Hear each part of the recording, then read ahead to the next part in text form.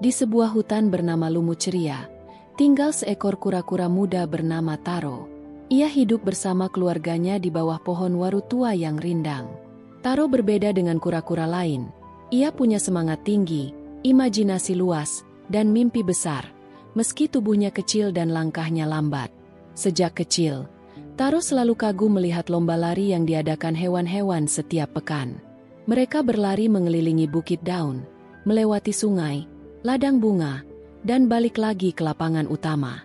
Semua yang menang akan berdiri di atas batu besar dan mendapat karangan bunga dari Bu Burung Pipit, sang wasit. Namun, Taro tak pernah berani ikut. Ia tahu betul tubuh kura-kura tidak diciptakan untuk cepat. Setiap kali ia melangkah, bahkan daun kering yang tertiup angin bisa menyalipnya. "Lihat tuh, Taro baru jalan 2 langkah sejak pagi," ejek Rhinosithecus, sambil tertawa bersama Lala si kelinci. Meski diejek, Taro tidak pernah membalas. Ia hanya menunduk, lalu kembali berjalan pelan. Tapi di dalam hatinya, ia berkata, "Suatu hari, aku akan berdiri di atas batu itu. Aku akan buat mereka semua melihat." Pada suatu sore yang sepi, Taro berjalan menjauh ke ujung hutan, mencari jamur segar untuk ibunya. Di balik akar pohon tua yang nyaris tumbang, ia menemukan benda aneh. Sepasang sepatu kecil, bersinar kehijauan, dan tampak sangat tua namun ajaib. Di bagian bawahnya terukir tulisan, "Hanya mereka yang sabar akan menemukan jalannya." Taro penasaran. Ia memasukkan kaki mungilnya ke dalam sepatu itu. Dan wos!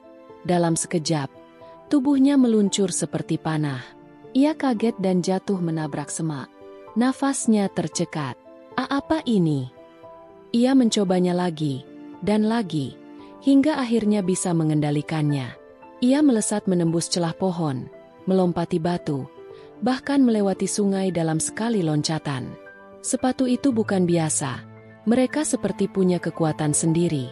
Sejak hari itu, Taro berlatih diam-diam. Tiap pagi, ia bangun sebelum matahari naik dan berlari menyusuri lembah. Kadang ia terjatuh, kadang kehilangan kendali, tapi ia tak menyerah. Ia makin cepat, makin lincah, dan makin percaya diri. Taro pun memutuskan, ia akan ikut lomba lari minggu depan. Saat hari perlombaan tiba, semua hewan berkumpul. Lapangan utama penuh dengan tawa, teriakan semangat, dan aroma buah segar. Semua peserta sudah siap. Lala si kelinci, Rhinosithecus, bahkan Gogo si musang atletik.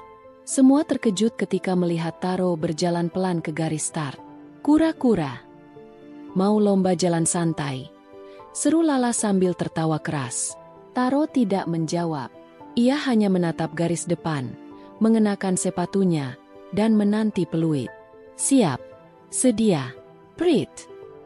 Dan, dalam sekejap, Taro melesat seperti angin. Debu berhamburan. Semua peserta dan penonton terdiam, mulut terbuka. "Taro? Itu Taro?" teriak Bu Pipit dari atas dahan. Taro melewati ladang, melintasi sungai, dan kembali ke garis akhir dalam waktu singkat.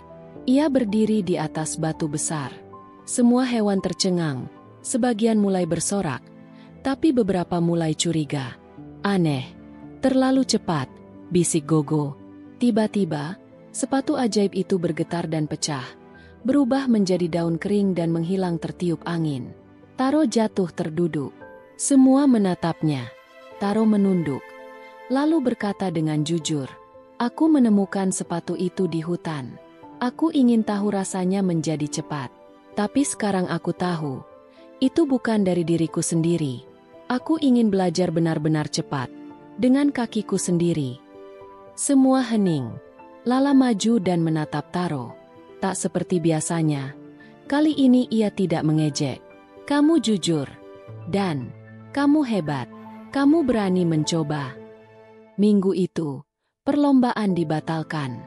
Tapi Taro justru mendapat sesuatu yang lebih besar dari kemenangan, penghormatan dari seluruh hewan. Sejak hari itu, Taro berlatih setiap hari. Kali ini tanpa sepatu. Langkahnya lambat, tapi pasti. Ia tak lagi dikejar mimpi menjadi cepat, tapi ingin kuat dan tahan banting. Bulan demi bulan berlalu. Taro kini bisa berlari lebih cepat dari anak kelinci kecil, dan lebih kuat dari tikus-tikus tercepat. Ia mungkin tak pernah jadi juara, tapi ia jadi panutan.